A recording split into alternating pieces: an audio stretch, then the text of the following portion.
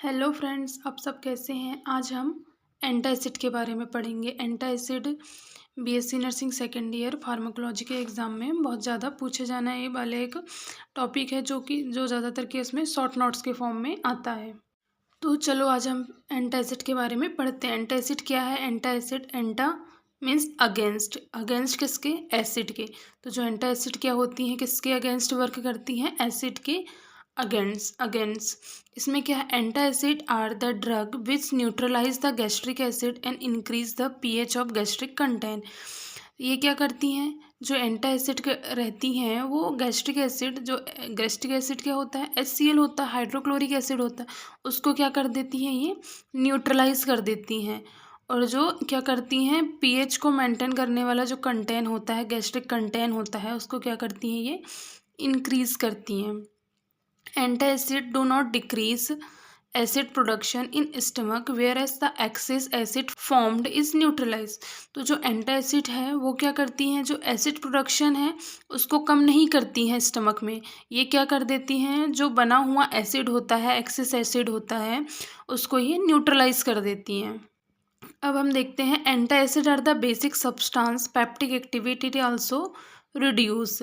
तो जो एंटासिड होती है वो क्या करती है, पेप्टिक एक्टिविटी को भी क्या कर देती हैं, थोड़ा सा कम कर देती हैं, रिड्यूस कर देती हैं। Antacid are the widely use in treatment of peptic ulcer and other forms of dyspepsia.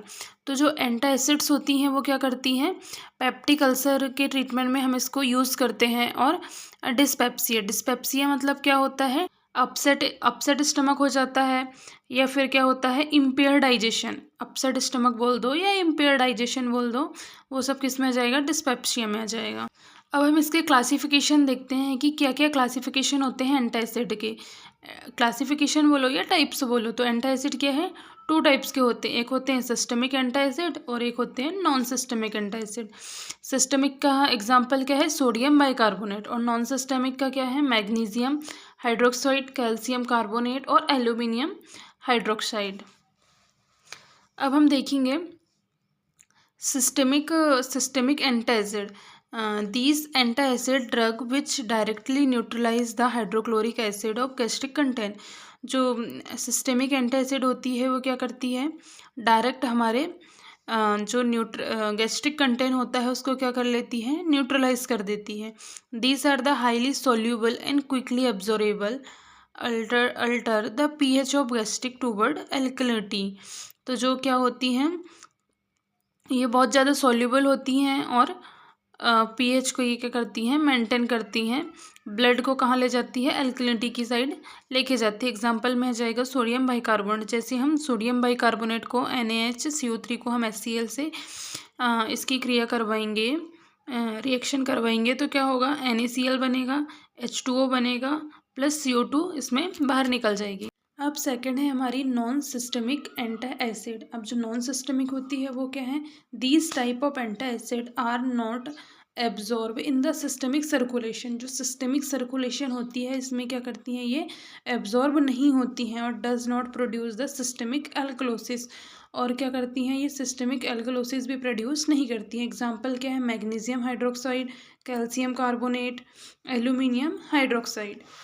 अब हम देखते हैं इसका क्या है, mechanism of action. Antacid have the neutralize effect which rise the pH of gastric content and decrease the peptic activity in stomach. जो antacids होती हैं वो क्या करती हैं, पीएच को क्या करती हैं, ये मेंटेन करने के लिए गैस्ट्रिक कंटेन को ये क्या करती हैं, न्यूट्रलाइज करती हैं, और पेप्टिक एक्टिविटी को क्या करती हैं, ये कम करती हैं। अगर पेप्सिन एक्टिविटी कम होगी तो जो एसिड्स है हमारी स्टमक में प्रोड्यूस होने वाला वो क्या रहेगा, कम हो जाएगा। अब हम इसके डोसेस की बात कर लेते हैं कि डोसेस कितना होना चाहिए। जो सोडियम बाइकार्बोनेट है उसको पर ओरली कितना, 0.3 to 2 ग्राम 1 to 4 टाइम्स और 1 to 2 teaspoon of powder in glass of water में दे सकते हैं। फिर जो मैग्नीशियम हाइड्रोक्साइड है वो एडल्ट में 2 to 4 tablet 4 times a day होती हैं और चिल्ड्रन में 1 टैबलेट 4 टाइम्स अ डे होती हैं। अब हम कैल्शियम कार्बोनेट देखते हैं, तो इसमें क्या है, 1 to 2 टैबलेट है और यह 5 से 10 ml क्या है, एवरी 2 आवर्स में देना है ओरली। मैग्नीशियम 7000 mg पर 24 आवर्स में देना है। फिर है एल्यूमिनियम हाइड्रोक्साइड, इसका क्या है 600 से 1200 mg देना है, कितना बिटवीन मील देना है, एंड 8 बेड टाइम देना है ओरली।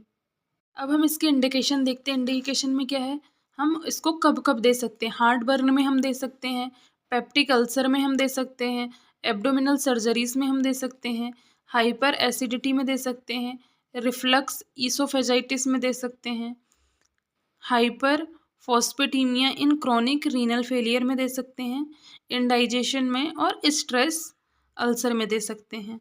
अब हम इसके कॉन्ट्रा इंडिकेशन देखते हैं कि ये कहाँ कहाँ नहीं दे सकते। Sodium preparation are contraindicated in cardiac disease and hypertension में इसको हम नहीं दे सकते। फिर calcium carbonate preparation continue in patient with the peptic ulcer, जो सोडियम कार्बोनेट प्रिपरेशन है वो पेप्टिक अल्सर में नहीं दे सकते। अब हम इसका ड्रग इंटरेक्शन देखते हैं कि जो ड्रग होती है वो किस किस के साथ में रिएक्शन कर सकती है, वो हम देखते हैं। एंटा एसिड में interfere with the absorption of digoxin, tetracycline and iron salt, indomethacin, antibiotics and isoniazid given orally at the same time as a rule. अगर हम इसको सेम टाइम में देंगे, किसको, एंटा एसिड को, और ये दीज ड्रग्स को अगर हम सेम टाइम में देंगे तो उसमें क्या है, एब्जॉर्प्शन नहीं होगा। फिर है as the rule these drugs should be given 2 hours apart from the antacid. ये जो बाकी ड्रग्स है जैसे डिजॉक्सिन, टेट्रासाइक्लिन, एंडोमेथासिन, ये सब ड्रग्स को हमें क्या करना है, 2 घंटे के अंतराल में हमको देना है, किसके, एंटासिड्स के। अब हम इसके साइड इफ़ेक्ट देख लेते हैं। साइड इफ़ेक्ट में क्या जाएगा, रीबाउंड हाइपर एसिडिटी। जो रीबाउंड हाइपर एसिडिटी है वो क्या है, जब हम एंटासिड को देना बंद कर देते हैं तो उसके बाद में क्या होता है, जो हमारा स्टमक होता है वो एक्सेसिव एसिड्स को प्रोड्यूस करने लगता है, ये होता है रीबाउंड हाइपर एक्टिविटी। फिर है electronic disturbance such as the hyper magnesium, hypophosphatemia और हाइपर नाइट्रीमिया, ये क्या है, इसके साइड इफ़ेक्ट है। अब हम इसके एडवर्स इफेक्ट देख लेते हैं। जो मैग्नीशियम प्रिपरेशन होती है ये डायरिया कॉज करती है। जो एल्यूमिनियम प्रिपरेशन होती है वो क्या करती है, कॉन्स्टिपेशन करती है। Magnesium west antacid can be excreted. अगर हमारी जो किडनी है वो डिसफंक्शन है तो जो मैग्नीशियम है वो हमारी क्या बॉडी से एक्सक्रीट नहीं हो पाएगी। फिर कैल्शियम प्रिपरेशन क्या कॉज करती है, एल्कली सिंड्रोम कॉज करती है, जैसे hyper calcaemia, metabolic alkalosis and renal impairment. अब हम इसकी टॉक्सिसिटी देख लेते हैं। टॉक्सिसिटी में क्या है, the risk of toxicity is more if taken the warfarin. अगर हम वॉरफ्रिन लेते हैं तो इसकी टॉक्सिसिटी क्या हो जाती है, बढ़ जाती है एंटी डिप्रेसेंट लेने से। Theophylline, phenytoin, propranolol and lidocaine. अब हम रोल ऑफ नर्स देख लेते हैं कि क्या क्या रोल होना चाहिए नर्स का। Assess the allergy, fluid imbalance, renal disease, heart failure, gastrointestinal obstruction, ये सब हमें क्या करना, असेस करना। फिर है given 6 to 8 ounces of water after administering antacid, advise the patient to take sips of water. फिर है if chewable, advise to the patient chew well and flow the water. फिर है avoid giving calcium carbonate for long term as it will cause the gastric hyper secretion and acid rebound. यहाँ पे हमारा antacid ख़त्म होता है।